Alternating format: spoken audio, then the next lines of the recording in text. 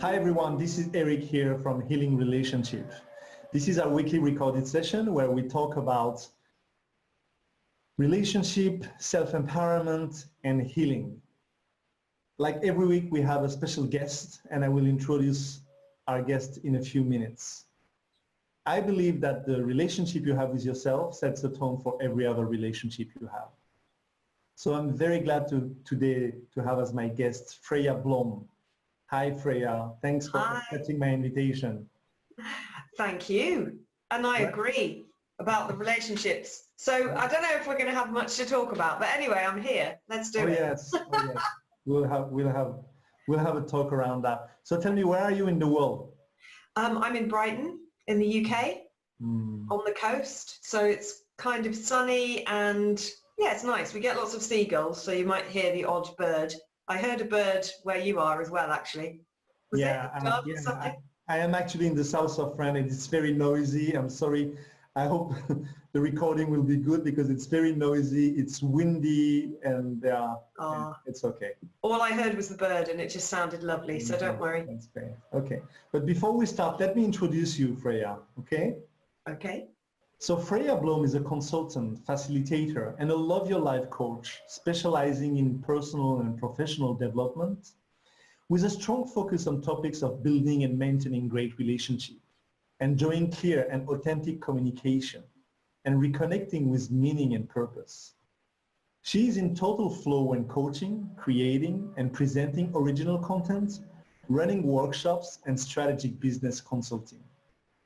With a wealth of qualification and experience including coaching, strategic intervention, hypnotherapy, Neuro-Linguistic Programming, and Management Consultancy, she speaks fluent corporate, intermediate Spanish, and 100% authenticity, and is a huge fan of being alive.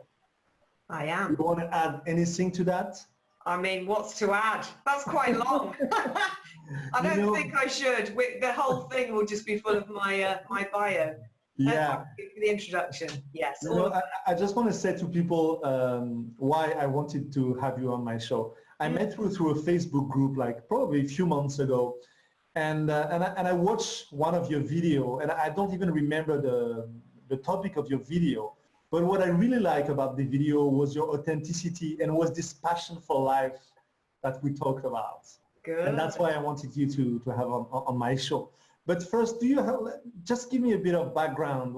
Why do you do what you do? How did you become that I've got to try and do it without going on a rambling story. I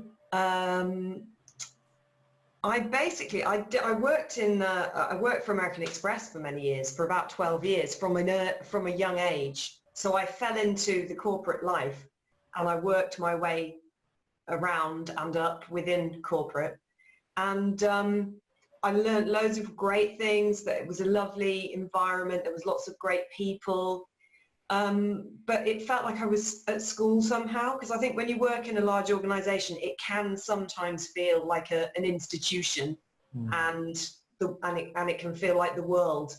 And I realized, God, I was working there from the age of 21, I think, or possibly slightly older, but I just thought, this is not ticking my boxes, my heart boxes, if that makes sense. Like, I'm earning money, I've got really great skills, they paid for me to project manage, do training in project management, to do learning and development qualifications, to do coaching qualifications. I mean, seriously, really amazing company to work for. But I just knew that at the heart of everything, that the company was essentially created to make money. That was its function, which is fine. Like, companies have to exist, otherwise we won't have an economy. So I understand that. But yeah, just for me, it was like, well, how is this meaningful for me? And I found that it wasn't meaningful enough. I could find meaning if I searched. I could find meaning in my relationships with people and in earning money to pay my rent. That was quite meaningful. But on the deepest level, I was very interested in exploring people and healing and things that I needed to work on myself. So as most coaches and therapists and people who are introspective start. I think I left because I was coming from a place of, you know, what do I need? And by working out what I needed and working on that and finding a way to give it to myself, I found out at the same time how I could help other people do the same thing. So that's why I've ended up in this situation. I left corporate. I've spent the last 6 years coaching. I've also been consulting. This is quite random, but I've also done video production as well. Like, because it's kind of like project management, but it's more fun because you are focusing on making something visual, and I'm quite creative, so that really fed me. So yes, I've done quite a lot of different things in the last 6 years, and I'm definitely a hybrid of skills and experience. But yeah, I feel like in a really good place. I really love coaching. It really ticks my boxes when it comes to having like a really deep exploratory kind of conversation, and watching people grow and change their minds is incredible. And I also love my consulting because I get the biggest picture view of a business, and I get to kind of share my insights and my inputs and be part of this really amazing kind of collaboration. It's very organic. So I love one-to-one, and I love scale, and yeah, I'm in a great place there. So anyway, I don't know if that's answered your question, but I probably answered all your questions then. Sorry. No, that's great. Thank you for introducing yourself like that. No, that's great. But when I was hearing you, I thought about one question that I really want to ask. What are you passionate about relationship? Okay. I mean, I'm actually, there are many, I'm trying to think, which one would come at the top? I mean, I'm very passionate about a few things. I think authenticity is probably my highest value in relationships. And that's because if I'm not being authentic, you aren't meeting me, you aren't actually connecting to me, therefore I can't connect with you. So, and vice versa. If I'm not actually meeting who you are at a soul kind of level, I don't know you, and therefore again I can't connect with you. And connection is a relationship. And you know, I think I'm sure we're kind of on the same page as relationship coaches. This idea that a relationship is just a movement. You're just moving towards something or away from something, right? That's what the dictionary says. So it's connection is like that movement towards, and the same thing is happening on the other side, and there's two people moving towards, and then boom, there's this kind of moment of magic. And that is what a relationship is about, really, as in what we're probably trying to get. Not that it's not healthy to move away sometimes, but that really we want to connect with other people. You know, that we're humans, we're kind of made to try and connect with each other, and we're not meant to live alone. So connection's super important, and the route to the truest level of connection for me is authenticity and presence. Being in the room and being who I am. They're the two, like, that's how I can connect. I have to actually be present in my body and in my surroundings. I have to actually be here now, because if I'm not here now in myself, I can't meet you. But also I could be here now, but really be coming only from my own perspective, or really be, you know, trying to manipulate how I'm viewed or whatever. If I'm not being who I am as well as being here, you can't connect with me, you can't meet me. So that's they're the key things, I think, in terms of relationship. People, I don't know if you have this, I think that people tend to focus on communication as being the issue, but communication can only happen once you know who you are and you're present as well, you know. So it's kind of like, it is really key, but it's not, to me, it's the step that comes after that kind of knowing. Yeah, thank you for sharing that. I appreciate that point of view. I agree with you that communication come after that. But what I'm thinking about, I mean, I'm all about authenticity, and I'm all about vulnerability in relationship, right? But somehow, you know, when you meet someone, you get excited, you get the attraction, you know, you meet someone, and at some point you get triggered. You get, you know, you get upset about the other person.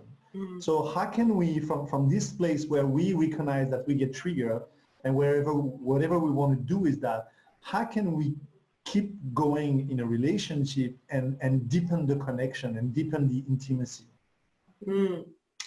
Well, again, it's about authenticity. So it's about being willing to put yourself and your relationship on the line and say, that triggered me and I'm reacting like this, and I need to dig into it, and then I need to move away. I need to work out what's going on in me, get calm and come back and have a conversation. But I think it's that initial,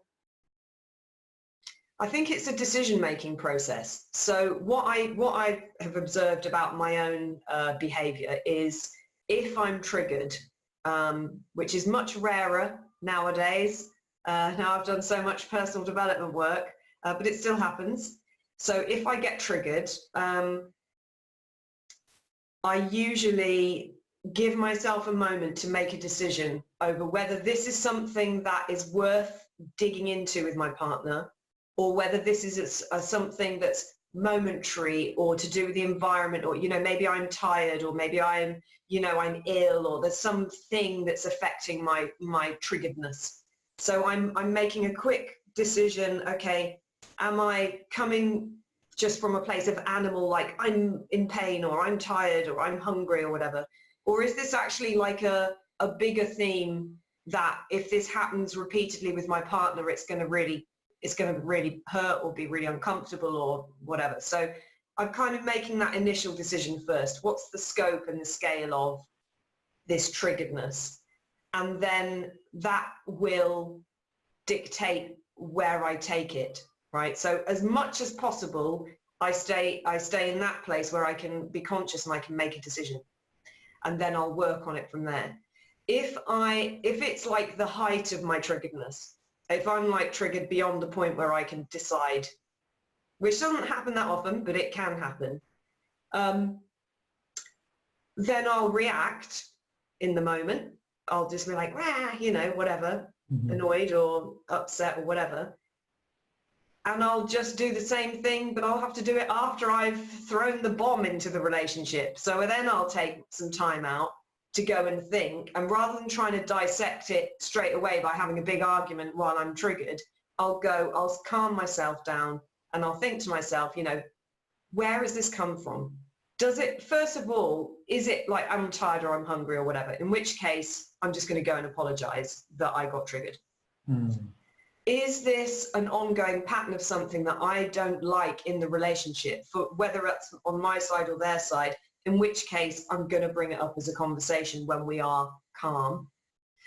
Or is this, do I feel like that didn't even come out from me, right? Because I've really noticed in my own experience, and I've talked to my clients about this as well, that sometimes we're embodying something that happened in the past, or we're taking on the emotions of somebody else in the situation. It's not even us.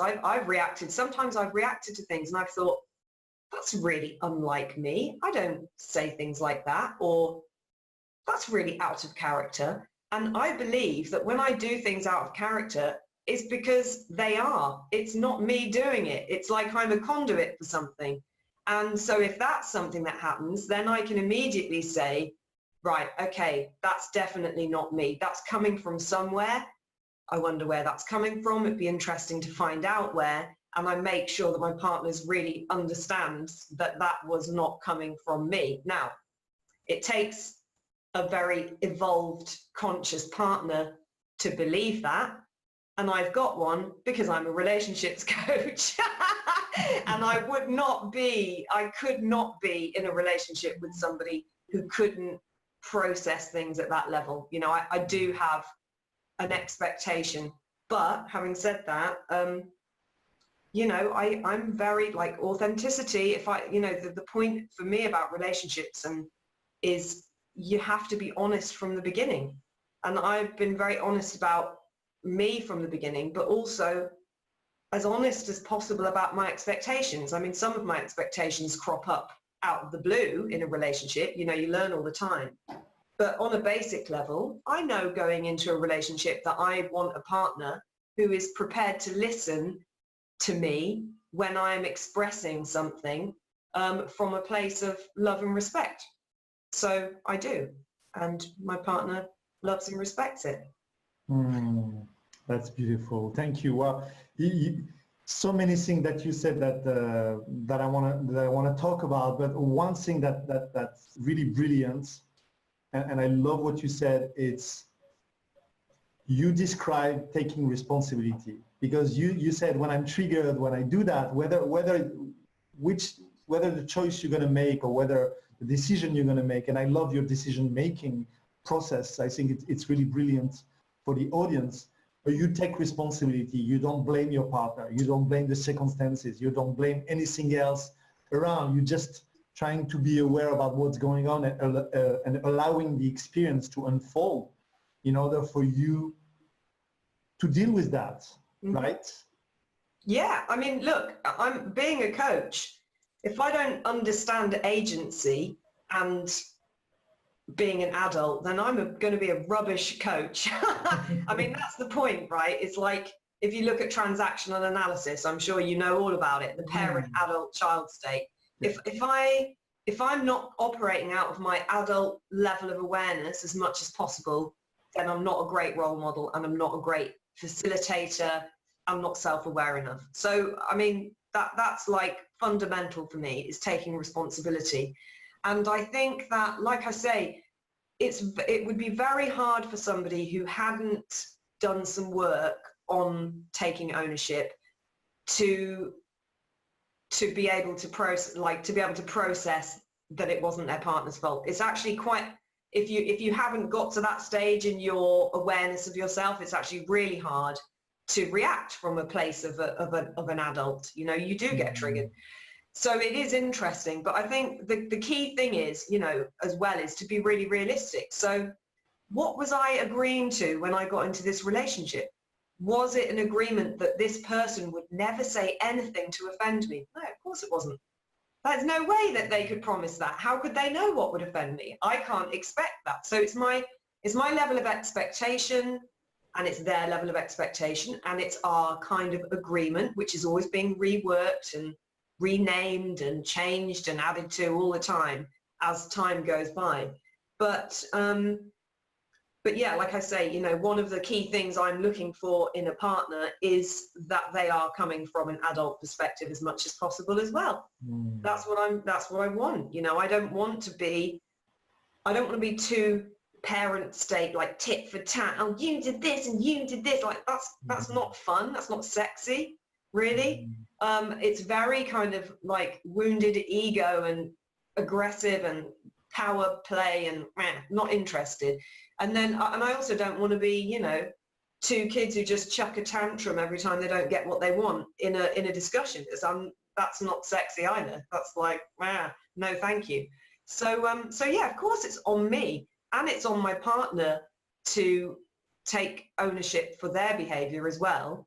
And, you know, sometimes if your partner just doesn't get where you're coming from, you know, then they can't take ownership in that way. Then I think you just say, look, I love you. So whatever's just gone on, the bottom line is I chose you. I choose you every day. You're amazing. I'm here. We're both here. How can we move forward with love? Because that's the bottom line. And that's, you know, sometimes that just has to happen. Sometimes you do have to apologize, even though really you kind of know that it wasn't personal and whatever, but you can apologize, because it's just like whatever's going to make my partner feel loved, but that doesn't go against my values, you know, me being in alignment. I think I'm happy, you know, it's like a white lie.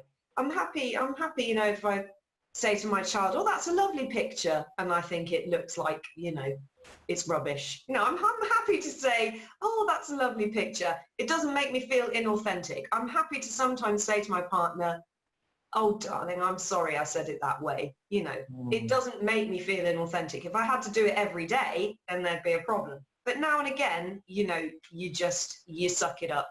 I think you have to sometimes, right?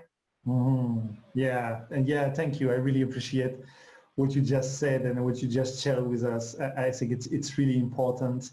And hearing you, it reminds me that I mean the way that you handle your relationship is very caring and loving.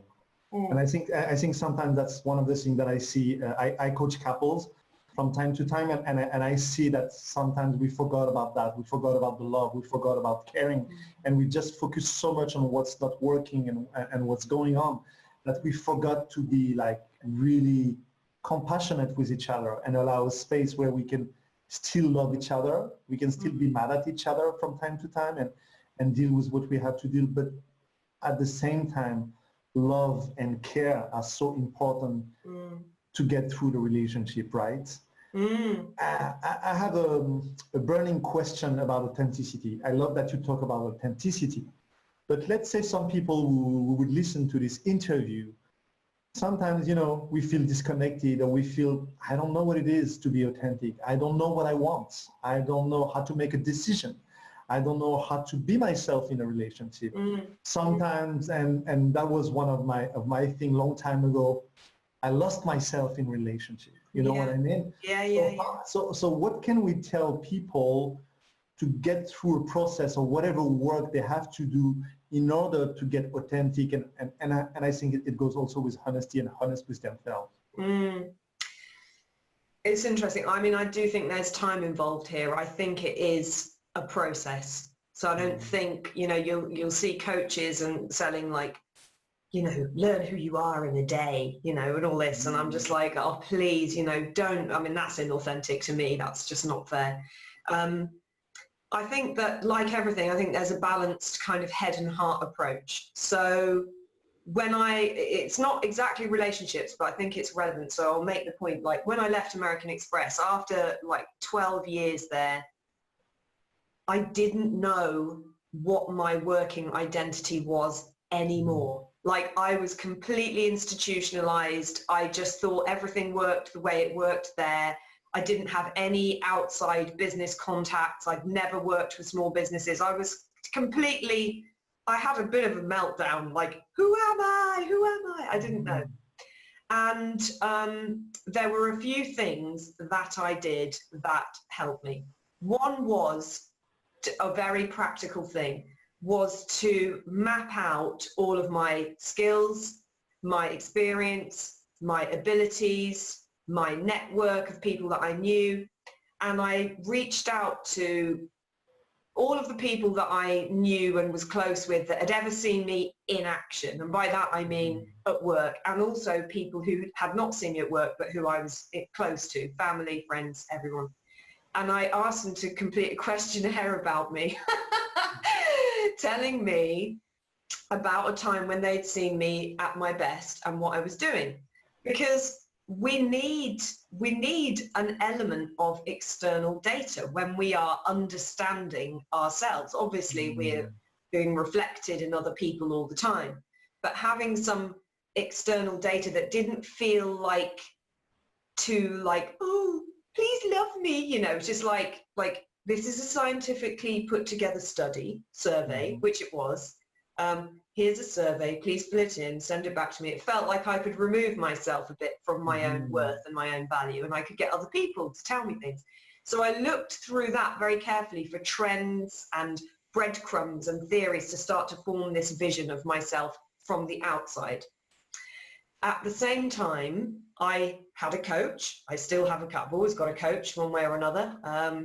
I had a strengths coach at the time. I chose a strengths coach specifically because I wanted to work out what my working identity was. And my coach was really helpful in helping me pull that vision together and reflecting back on more of a one-to-one basis and supporting me to explore myself internally. What are my values? What do I, never mind what do I want to do, but how do I want to feel? And who do I want to be spending time with? And how much time do I want to be at home? Like really asking lots of questions so I could find out. So that was really helpful. And also the third thing that I did was I paid very close attention to my feelings. So I really tuned into everything. So like when I'm watching this TV show, what's happening? Do I feel interested? Do I feel excited? Do I feel bored? Do I feel disconnected? Do I feel challenged? Like, how do I feel all the time? How do I feel? And when I speak to this person, how do I feel? Am I engaged? Am I bored? Am I about everything? And what it did is it started to build me this internal picture of what I liked and how I was feeling. And it also gave me a read on my body as well. Like, I'm feeling like this, but then I haven't had any dinner. So maybe it's because I haven't had any dinner that I'm feeling like that about the TV or the person. So I started to learn about my body as well. And I mean, I'm still, I think that body, body journey's been massive for me. I'm sort of, I've just recently kind of done a huge chunk of work on that. But that was the beginning of that, like learning to listen to my body, rest when I needed it, drink water when I needed it, like tuning into me basically. And so they're the three. So research with the coach, research through the process with a very broad load of mirrors around me, working with a coach to really delve in, and tuning in and being present to myself were really important. And I think that there's one more thing that was really the most enlightening thing, which was tapping back into what gave me joy as a child. That was like, okay, there was some real juice in that, what was it that just thrilled me when I was younger? And then once I connected the dots between that and what people had said about me and how I'd performed at work and what my skills and my strengths were and what I understood about myself, then I had this gorgeous big map of me for the first time. So that's what I did.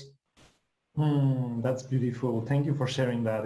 I think it's really valuable. And I really love the part where you talk about checking how you feel. I think it's very important. I think most of the time people, they don't allow themselves to feel what they have to feel, and because sometimes it's uncomfortable. If you feel pain, if you feel sad, if you feel shitty, or if you have a bad day, sometimes it's really uncomfortable. But I totally agree with you that when we check in and when we feel and when we validate how we feel, so which means for me, it means that we validate our experience, right? Yeah. We can really tune in with what feels right and what doesn't, what feels good and what doesn't. And I also really appreciated what you said about joy. Yes. Most of the time in my life when I felt disconnected or when I felt, at a low point in my life, there was only one thing that I could tell myself, Eric, you need to bring back joy into your life. So what brings you joy? Yeah. I really appreciate that insight.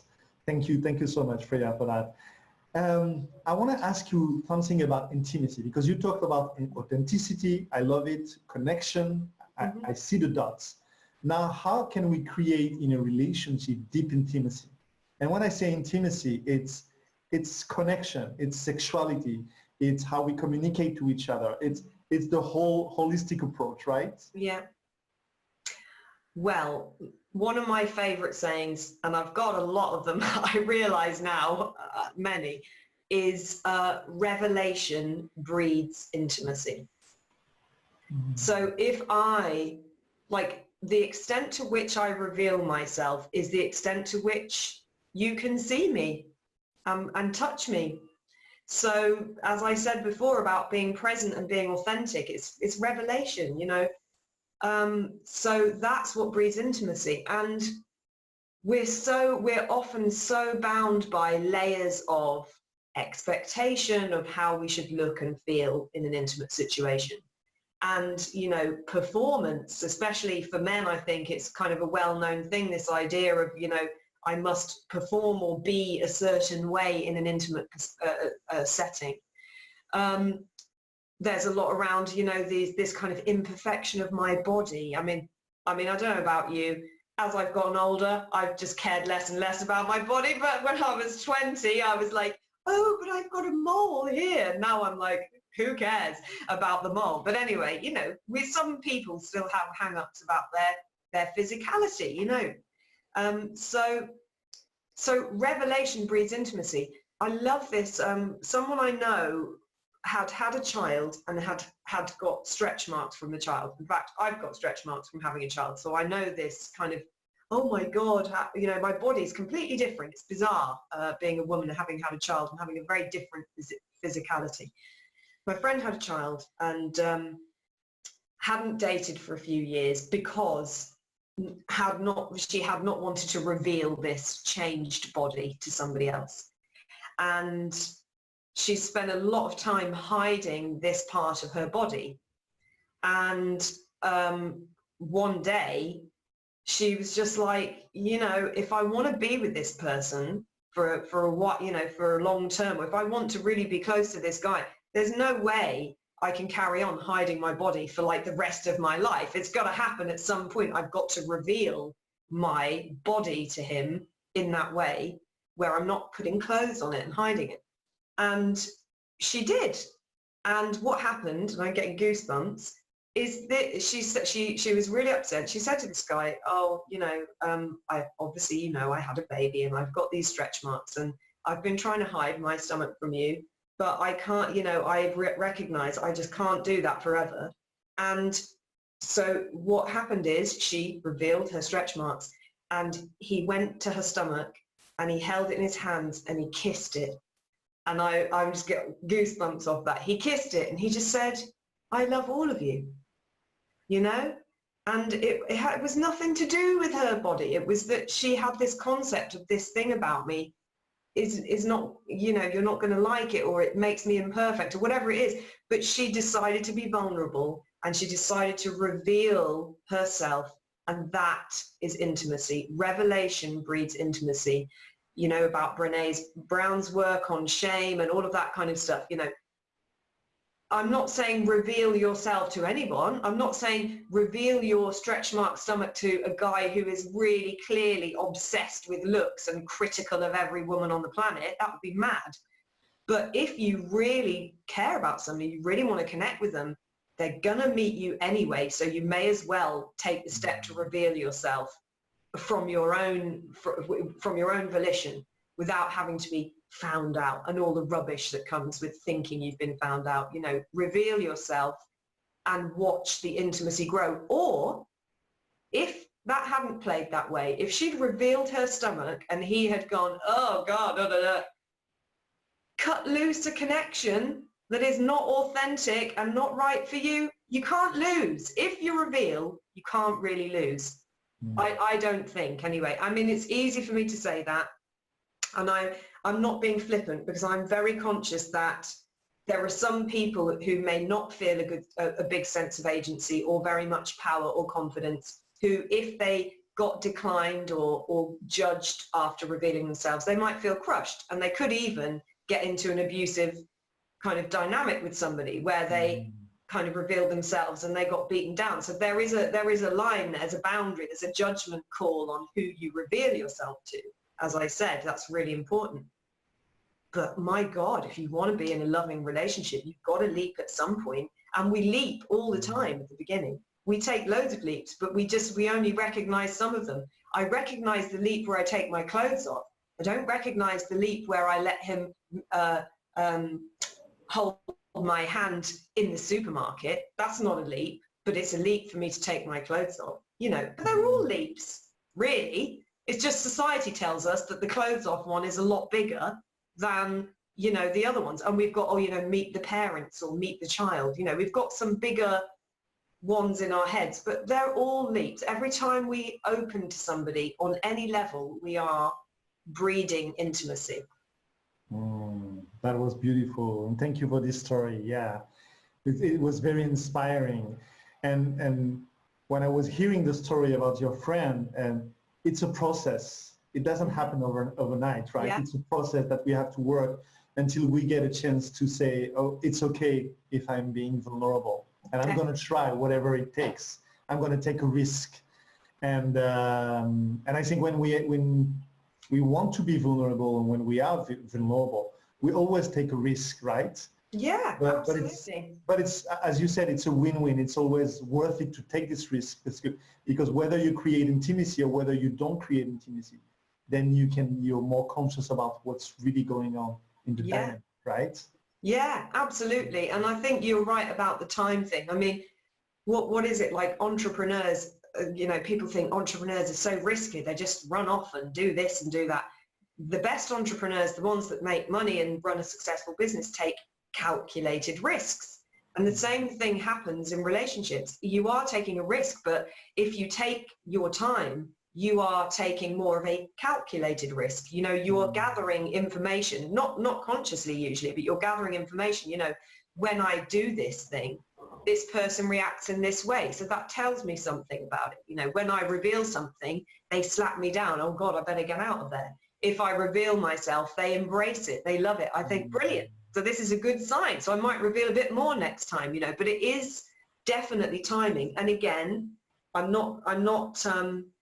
I'm very conscious that for some people, unfortunately, who come across an abuser or a narcissist, there's a period of time where someone gets a lot of false signals and lies, and they don't get a clear reading, and then all hell breaks loose. But so I'm not saying it's always that easy, but I'm saying that it's entirely possible, and especially if you don't have especially if you have a good sense of yourself. Like, the more you have a good grounded sense of who you are, the more easy it is to open the door to these people, because you're resilient. You know that, whatever happens, you're going to be okay in the end, and you know who you are and what you want. And yeah, I mean, life is full of risks, basically.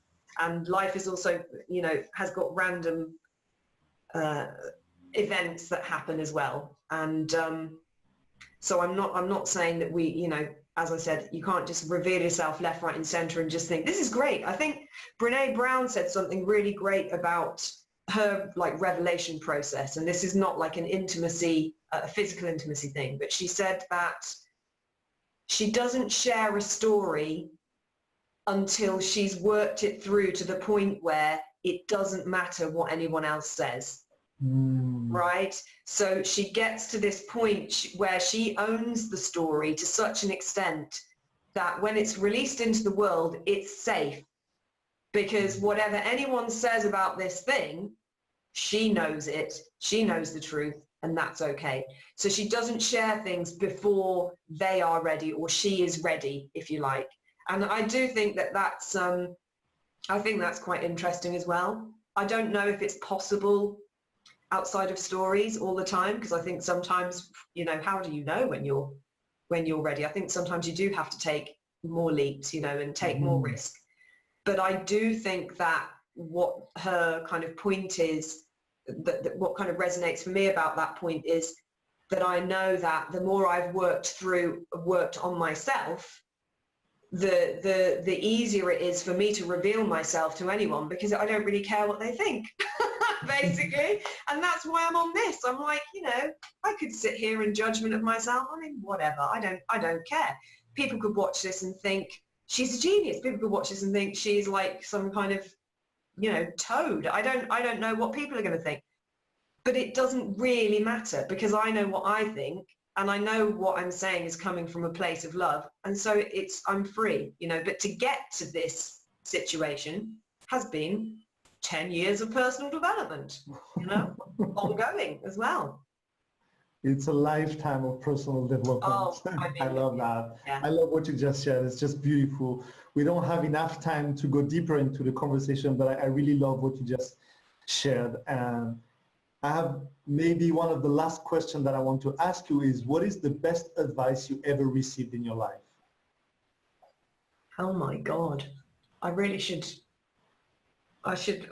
know off the top of my head, shouldn't I? I've had so much advice.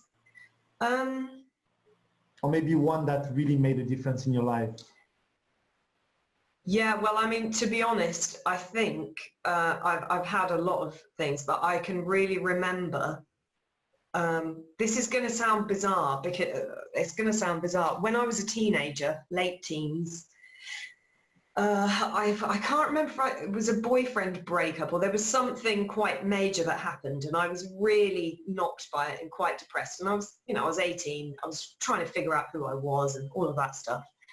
And I just really wanted someone I just wanted to lie down while someone else sorted it out, basically.